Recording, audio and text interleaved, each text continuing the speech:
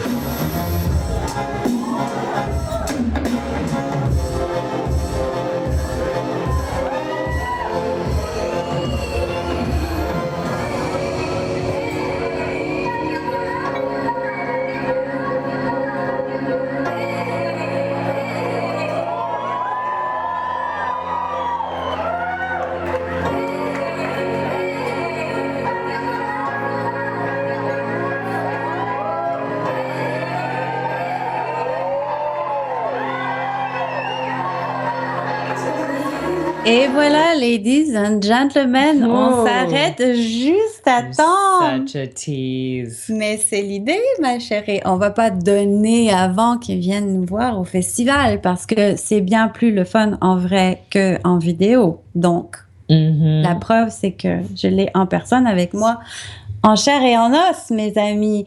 Donc, on vous attend. Lady Joséphine est ici à la fin de l'émission. Vous pouvez lui poser vous-même vos propres questions et Joséphine va pouvoir vous répondre en direct. Lady Joséphine, un grand nom à Montréal.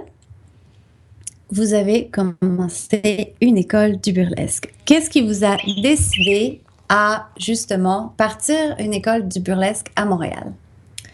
Ben, c'est que quand moi j'ai commencé le burlesque, c'était super important que j'aille apprendre le plus que je pouvais des gens qui avaient plus d'expérience que moi. Fait que j'ai commencé avec des cours avec Mademoiselle Oui encore ici à Montréal.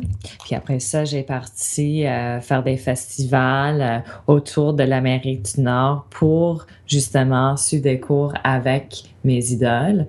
Puis je suis allée à BurleyCon à Seattle, qui était super, qui avait une grande influence sur moi. J'ai revenu, j'avais trouvé un parrain, Bonbon Bombay, à cause que je l'ai vu dans le Festival Burlesque de Montréal, puis j'ai tombé en amour. Fait que c'est toute une belle histoire, là, d'une famille qui se produit après. Parce que là, je l'ai demandé, est-ce que tu peux être mon parrain? Elle a dit oui. Mais comment on pourrait te dire non? Oui! C'était juste comme, please! Puis, c'est ça. Puis, après, on a commencé à donner des ateliers ensemble parce que je trouvais qu'il manquait, même s'il y avait des gens qui donnaient des cours, il manquait un peu ce côté du burlesque théâtre, danse. Fait qu'on a commencé d'enseigner plus ce côté-là. Puis c'est ça, on l'a parti ensemble, on a monté le Class B qui est notre cours qui est devenu quand même connu ici à Montréal. La cour signature à l'école. C'est ça, pour monter ton premier numéro solo burlesque.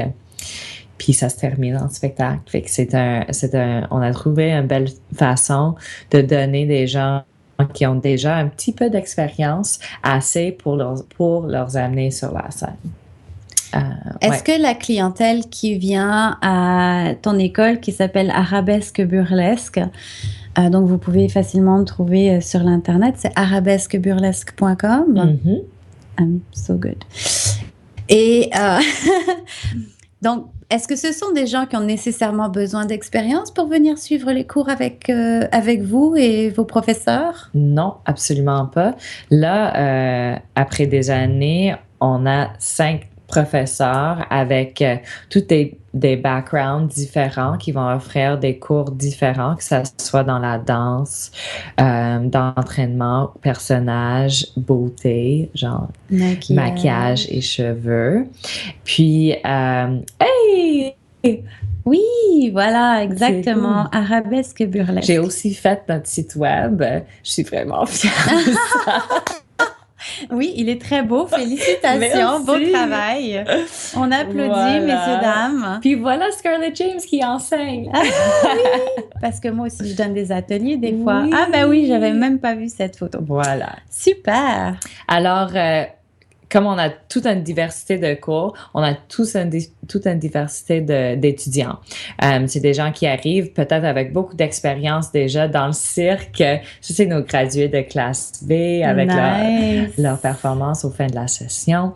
Puis, c'est ça, ils vont arriver avec beaucoup d'expérience dans le cirque, théâtre, ou ils vont arriver avec rien, genre on a souvent des femmes de 60 ans qui veulent juste, genre, shaker un peu, puis explorer ce côté sensuel de la vie que peut-être ils n'ont pas pu faire avant. Puis c'est tellement... Ah oui, ça c'est une de nos graduées. Elle est une performeuse incroyable. C'est merveilleux parce qu'en fait... On a beaucoup de monde au Festival Burlesque. On est très apprécié aussi parce que c'est notre message que toutes les femmes sont belles, les hommes aussi, bien entendu, mais qu'on n'a pas de stigma vis-à-vis de la shape ou de la couleur ou de l'origine. C'est vraiment très ouvert et on invite les gens à reconnecter avec leur propre sensualité, reconnecter avec leur féminité et justement redevenir à l'aise dans leur propre peau. Je pense qu'aussi, à travers ton école, tu dois avoir une certaine clientèle comme ça aussi qui est là, non pas pour devenir performeur burlesque ou faire le spectacle ou quoi que ce soit, mais qui sont sur ce cheminement justement de se libérer un petit peu de ce carcan social de la beauté qui sont despotiquement montrés dans les magazines. As-tu des hommes aussi qui sont dans ce même cheminement de développement? Oui, vraiment. Pour les hommes qui viennent pour apprendre burlesque, parce que commencer le burlesque, c'est pour les hommes aussi. Dans mon expérience, se découvrir de soi-même, puis accepter son corps comme c'est, puis être sensuel, c'est encore plus difficile pour les hommes parce qu'ils n'ont pas vécu l'expérience d'être vus comme des objets sexuels. Alors, ça va être tout un découvert pour eux. Puis, c'est sûr que pour les femmes, ça peut être un espace extraordinaire pour apprendre à s'accepter parce que ça prend du temps, ça arrive pas. Absolument, c'est un long chemin, un long apprentissage. Mais on offre un espace où tout est d'accord, puis où on veut que tout jiggle, comme Frenchie Jones, elle enseigne avec moi maintenant, puis elle est super bonne à amener la groupe sur ce voyage de jiggle. Genre, on veut que tout bouge. Et tout se casse, là, tout se casse sur les épaules et tombe en poussière. Toute cette tension ici, hein? Ça fait vraiment du bien de lâcher prise, en fait. L'idée derrière, c'est de commencer par lâcher prise. C'est vraiment fantastique. Tu mentionnes dans ta réponse la femme en tant qu'objet sexuel. Est-ce que tu penses que le burlesque, en tant qu'artiste burlesque ou que performeur burlesque, penses-tu qu'on est victime de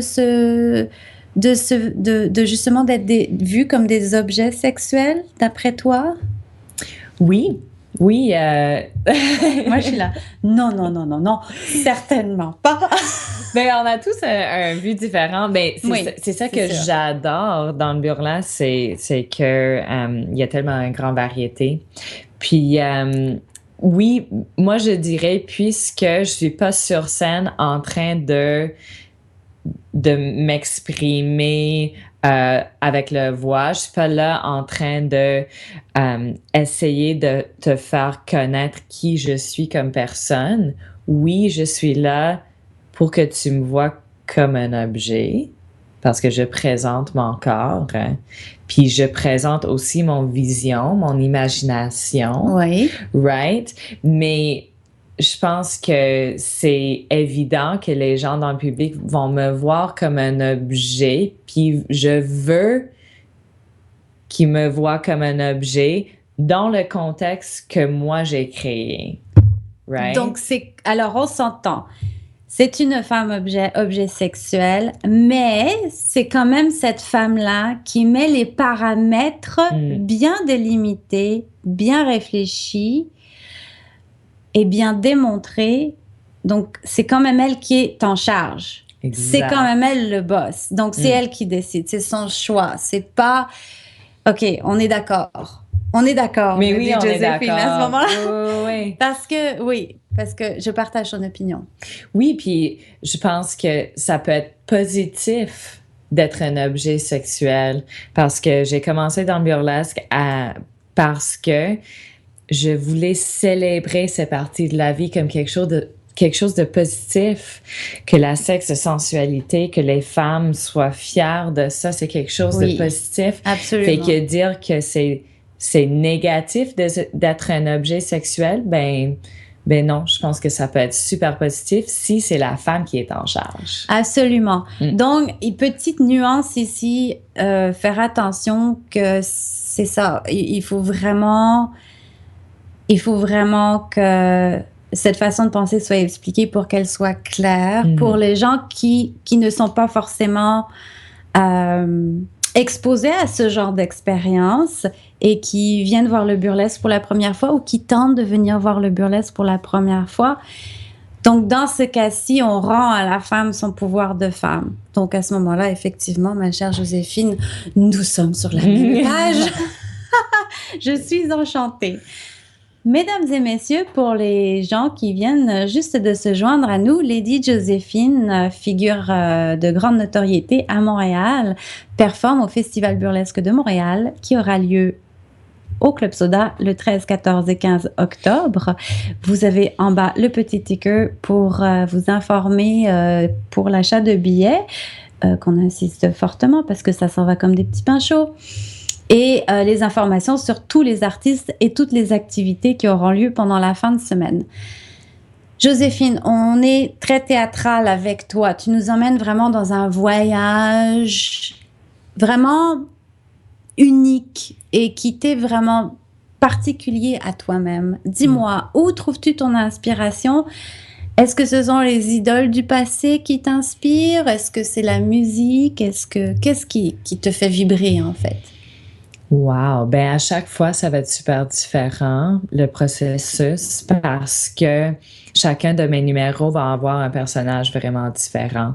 Puis j'aime ça leur donner un nom, leur donner une histoire, d'où ils viennent, pourquoi elles sont en train de se déshabiller. Fait qu'à chaque fois, ça va être différent. Genre, le numéro que je vais présenter au festival, ça a commencé avec une amie qui m'a donné la robe à sa grand-mère. Oh, puis c'est une valeur sentimentale. Oui, puis c'est une robe une robe en paillettes, mais c'est les paillettes sont super, super proches, puis super nice en pattern, parce qu'ils sont cousus à la main. Puis on trouve pas ça, on peut s'acheter un robe en paillettes, mais ça va pas être la même chose. Nulle part, on trouve ça. C'est d'une rareté. Oui, puis ça fait le son quand tu bouges, fait que tout le premier rangé vont juste entendre comme chut, chut, chut, chut. Puis c'est juste tellement belle. C'est très romantique. Oui. C'est un voyage dans le temps, 1920, vraiment. Exact, oui. Fait que ça a devenu un numéro 1920. Puis, c'était une époque qui m'inspire beaucoup en général. Puis, je voulais faire de la danse avec beaucoup d'énergie, avec un peu de Charleston, avec cet esprit de l'époque où on se lâchait fou. Puis, c'était la première fois que les femmes ont pris un peu... ont exploré leur côté masculin. Oui, les garçons, on appelait ça les garçons. Oui, des cheveux courts, danser, faire le chimie pour la première fois. Fait que je voulais célébrer cette époque, puis juste m'amuser beaucoup avec un grand boa. Voilà. On veut tous s'amuser avec un grand boa. Et d'ailleurs, si vous avez un doute de quoi faire avec le gros boa, nous sommes tous ici pour donner des ateliers. Donc, profitez-en. Arabesque, burlesque, contactez Joséphine. Oui. Et je suis sûre qu'il y a un cours qui fera votre bonheur. Le boa, la bête ou la plume? Question. Donc, c'est super beau tout ça. Est-ce que c'est inspiré d'une légende? Est-ce qu'il y a une légende ou est-ce qu'il y a quelqu'un qui fait du burlesque qui est plus actuel, qui a vraiment eu une influence ou un impact sur toi ou... Il y en a plusieurs, mais j'adore Gypsy Rose Lee, des années 40. Vraiment un grand idole dans son approche à son travail, dans le sens qu'elle était connue comme le smart stripper. Oui, puis we are smart stripper. Very. Puis c'est ça, elle avait tout le contrôle sur son image, sur qu'est-ce qu'elle a amené sur scène, sur qu'est-ce qu'elle écrivait, parce qu'elle avait des paroles dans ses numéros. Puis comme elle est venue d'un background de théâtre, elle montait des mini-numéros théâtrales. Des petites pièces de théâtre. Oui. Puis elle m'a vraiment ouvert les yeux à cette possibilité. À savoir aussi qu'à cette époque-là, un numéro burlesque pouvait durer 30, 35, 40, 45 minutes. C'est pas comme aujourd'hui. À l'époque, c'était un peu différent aussi. Oui, c'est ça. Fait qu'elle elle a amené tous ses talents, tout qu'est-ce qu'elle pouvait faire dans la vie à son burlesque. Fait que c'était pas juste de l'effeuillage, c'était vraiment de l'art qui était fait par un lady boss. A lady boss. Yes. Hashtag lady boss. I love that. C'est vrai que c'est une figure très importante de l'histoire du burlesque. Il y a aussi une biographie qui a été écrite sur elle, justement. Je pense que c'est disponible sur Amazon. Sûrement. Oh oui, sûrement, parce que j'en ai une copie. As-tu des conseils pour les jeunes performeurs qui veulent se lancer dans le burlesque, mais qui ont peut-être un petit peu la trouille ou qui sont timides? As-tu des conseils à donner à ce monde-là? Ben, suis des cours. Oui. Non, mais pour vrai, genre, les gens me demandent souvent, puis ça se peut que ça va pas être avec Arabesque Burlesque, aucun problème. Mais si tu prends pas le temps de suivre des cours, d'apprendre de quelqu'un qui a plus d'expérience à quelque part, ben, je pense que tu rends pas hommage à le fait que le burlesque, c'est une forme d'art unique qui est difficile à faire, qui prend de l'entraînement dans cette forme d'art en particulier.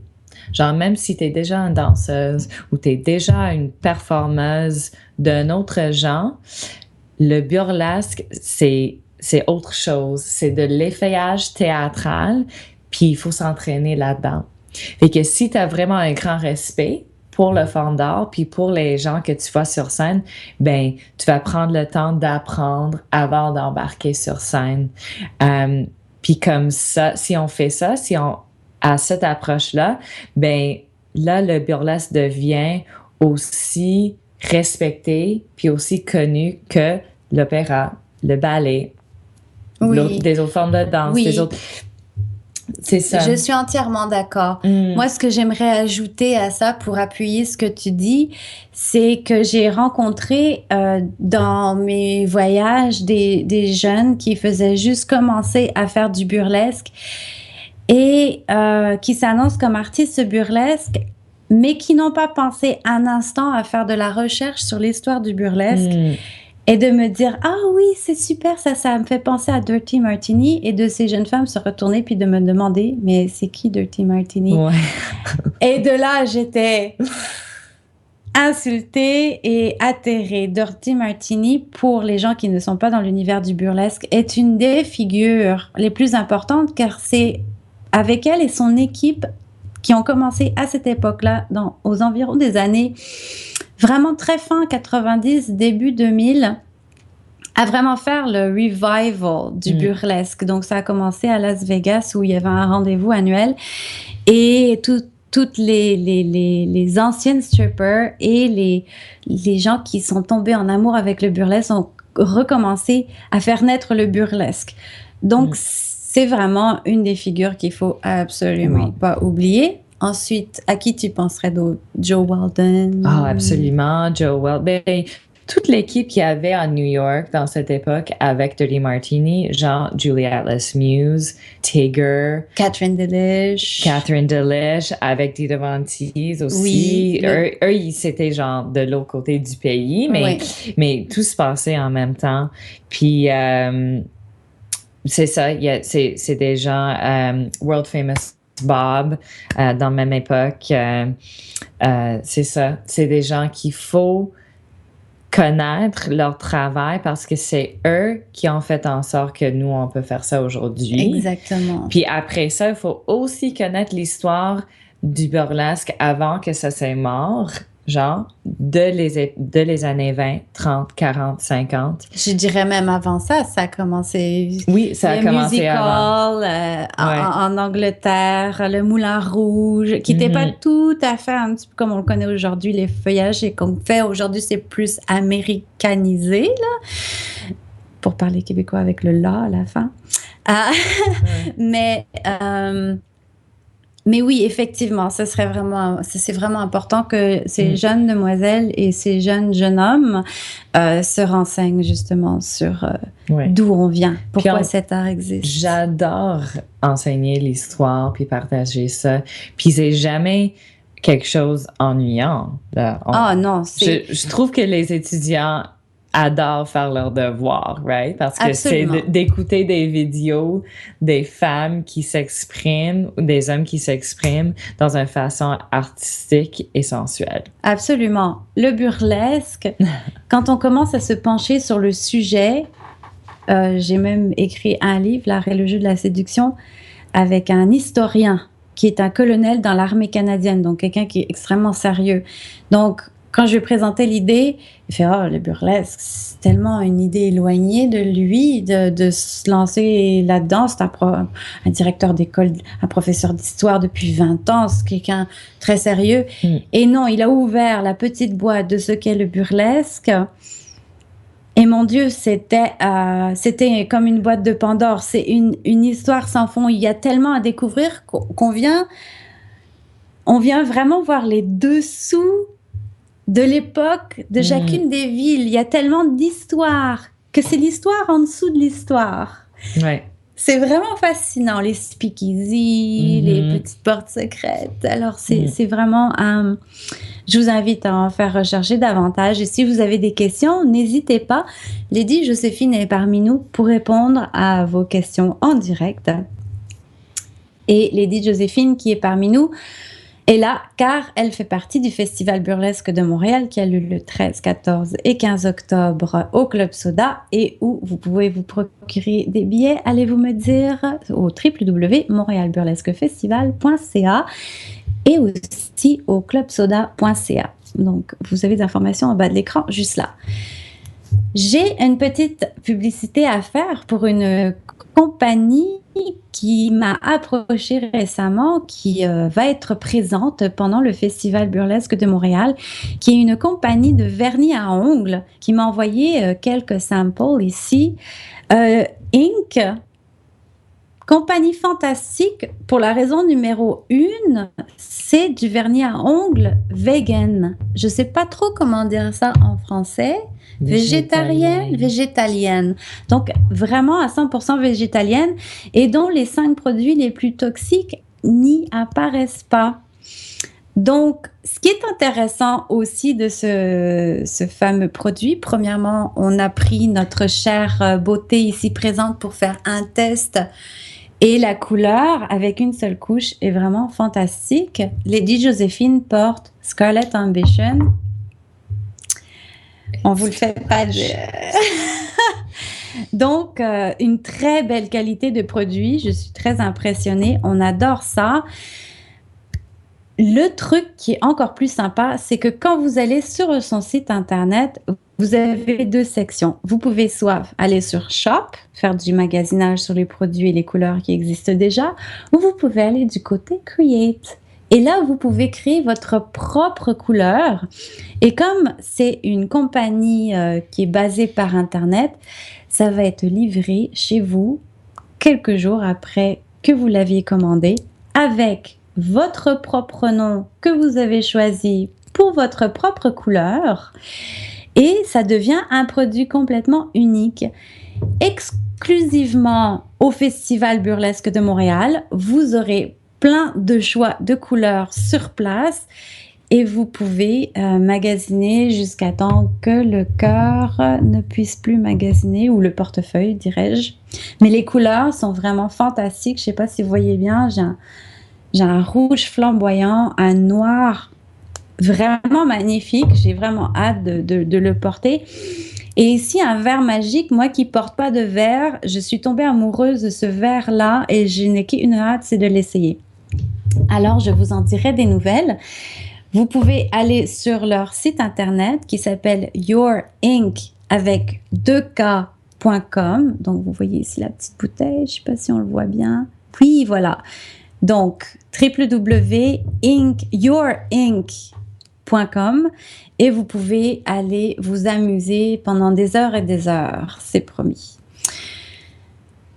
Donc, combien de temps passes-tu à créer tes costumes? Parce qu'ici, j'ai préparé un de mes costumes. À chaque épisode, je présente un costume différent en arrière pour montrer un petit peu à quel point on peut passer du temps et à quel point c'est élaboré. Et puis, toutes les petites pierres ici présentes sont posées une à une. Alors, c'est des heures et des heures de film. Des heures et des heures de Netflix ici devant vous.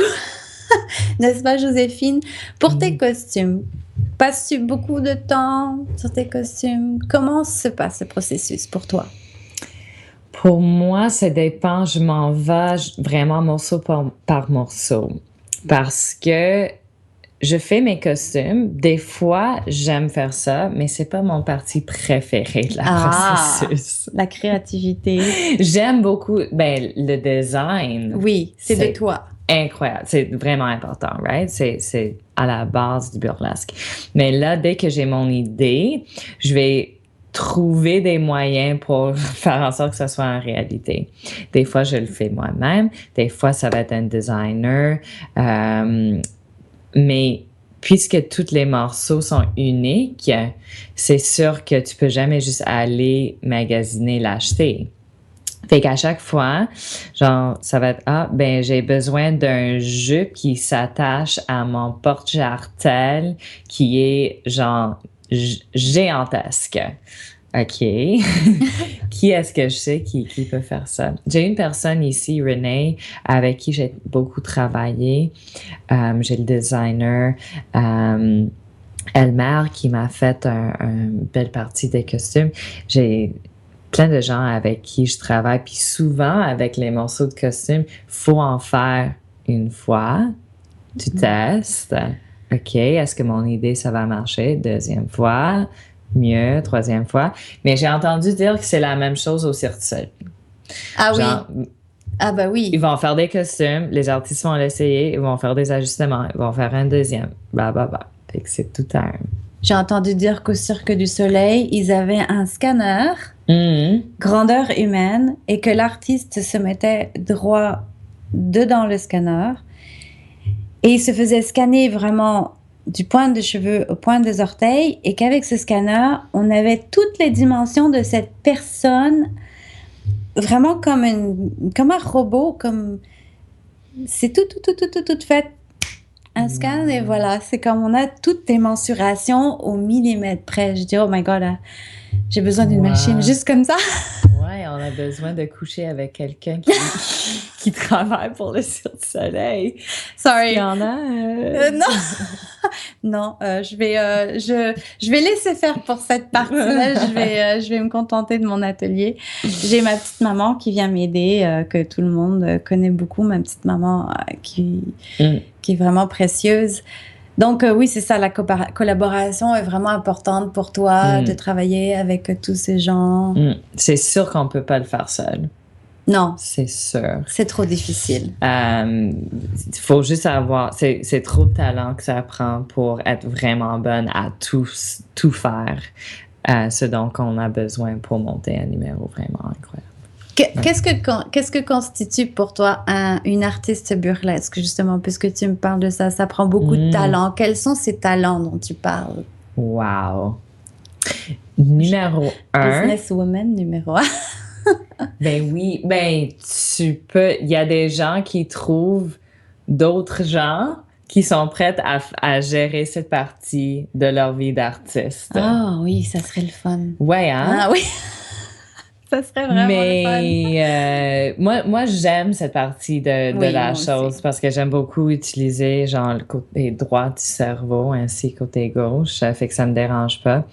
Mais je pense que le talent numéro 1 qu'il faut avoir, c'est que tu es quelqu'un qui a appris ou qui savait déjà comment connecter avec un public.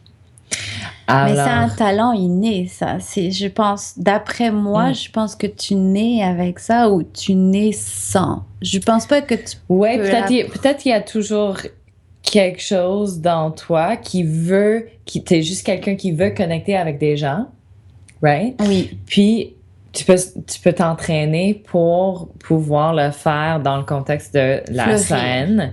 Oui. Mais pour moi, l'essentiel dans un numéro burlesque, c'est cette conversation. Oui. Entre la personne sur scène, la personne sur scène, puis le public. C'est un back and forth. C'est un échange d'énergie. Fait qu'il faut avoir le talent de gérer cette énergie. Oui, numéro 1. C'est sûr que c'est très important parce que quand on va voir un spectacle, normalement, c'est une présentation magistrale. On va voir de la musique, on va voir l'opéra, on va voir les grands ballets canadiens, on va voir des pièces de théâtre. C'est magistral. Donc, on est assis dans la salle et on observe. Et on ne dit rien. On va applaudir à la fin si cela nous a rendus heureux. Alors qu'un spectacle burlesque, les gens sont invités à partager le moment avec l'artiste qui est sur scène et à lui donner de l'amour. D'ailleurs, c'est un morceau, c'est une phrase bien connue. Plus on en donne à l'artiste, plus l'artiste nous en donne. C'est une relation d'amour. Vraiment. Oui, puis en fait, le public fait partie du spectacle. Exactement. Ouais. No pressure, genre. tu peux jouer là-dedans le plus comme t'es confortable, right? Mais c'est sûr que pour la performeuse, vous faisiez partie du spectacle. Oui, absolument. Vous faisiez partie de l'histoire qui se passe dans le moment. J'ai fait référence au public comme le public, c'est les yeux de mon amoureux. C'est comme une relation assez... Je demande toujours à mes étudiants de donner un rôle à leur public de jouer dans le numéro. Ah, c'est une bonne idée, effectivement. C'est exactement ça, oui. Et j'aime les accessoires. C'est quoi ton accessoire préféré? En costume? C'est difficile. Il y a tellement d'accessoires. Des minuscules bobettes. Sont grosses comme ça. Des petites. J'aime pousser les gens un petit peu.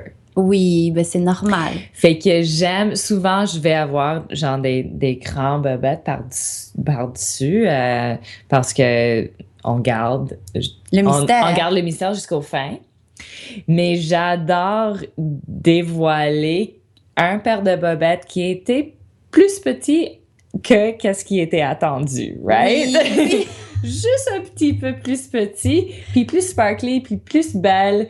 Puis après de l'avoir dévoilé, ben je vais faire une blague pour que tout le monde réalise que oui, je suis moitié nue, mais que c'est quelque chose de drôle qu'on va célébrer ensemble, puis on va s'amuser plus que la prendre au sérieux.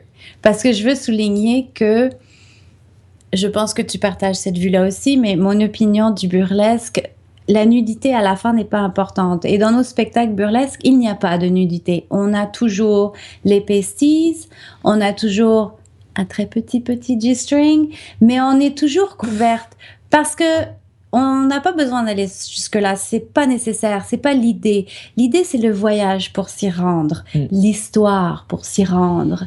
Et dans le fond, on met les gens dans l'ambiance, on met les gens dans le mood, mais une fois que les gens sont rendus là où est-ce qu'ils sont rendus, on disparaît. Pardonnez-moi.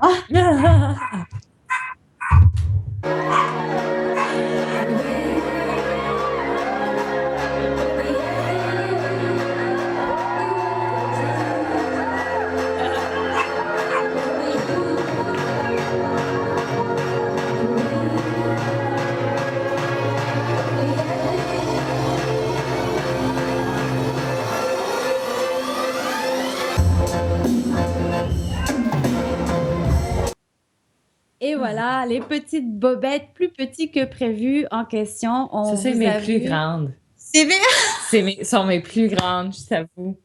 Comment pouvez-vous pas être en amour avec Joséphine? Alors, maintenant que vous avez vu un petit aperçu des fameuses petites bobettes, je vous invite au Festival Burlesque de Montréal pour aller voir les bobettes en question, les toutes petites bobettes en question, mais qui seront disponibles pour votre plaisir simplement et uniquement au Festival Burlesque de Montréal. Donc, je vous invite à regarder le petit ticker en bas où vous pouvez voir l'adresse du Festival Burlesque de Montréal, montréalburlesquefestival.ca, ou vous pouvez trouver vos billets au clubsoda.ca.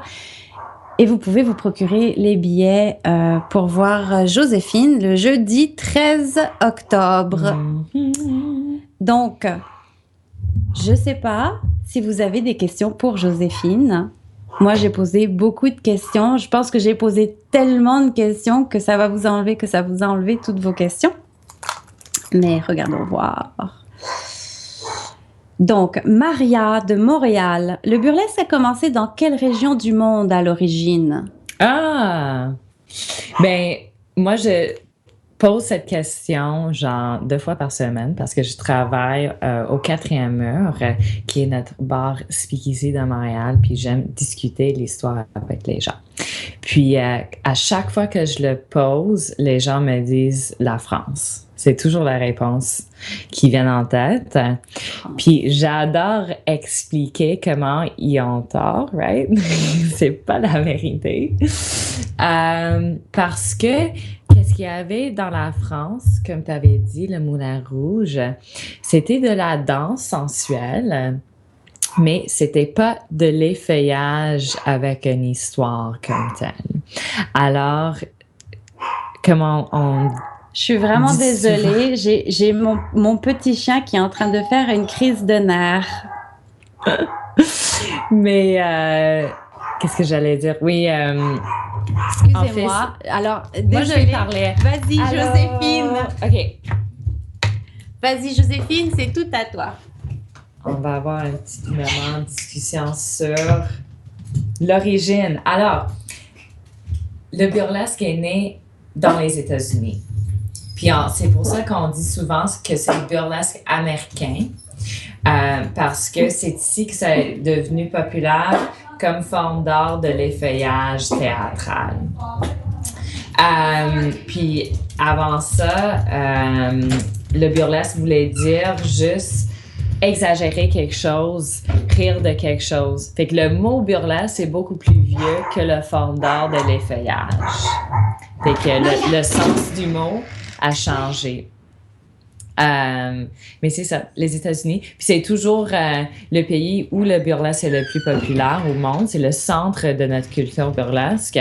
C'est aussi très grand en Australie. Puis c'est sûr que ça a devenu populaire en Europe, mais ça a pris du temps. Voilà. Excusez-moi, j'ai manqué la partie, je suis vraiment désolée. Je pense que Donc, vous avez eu vraiment un petit morceau d'histoire du commencement du burlesque. Moi, je savais déjà, donc même si j'ai dû disparaître de l'écran parce que mon petit pitou nous faisait des misères, vous avez quand même eu l'histoire, c'est fantastique, les bonheurs du live. Donc, vous me pardonnerez ce petit écart.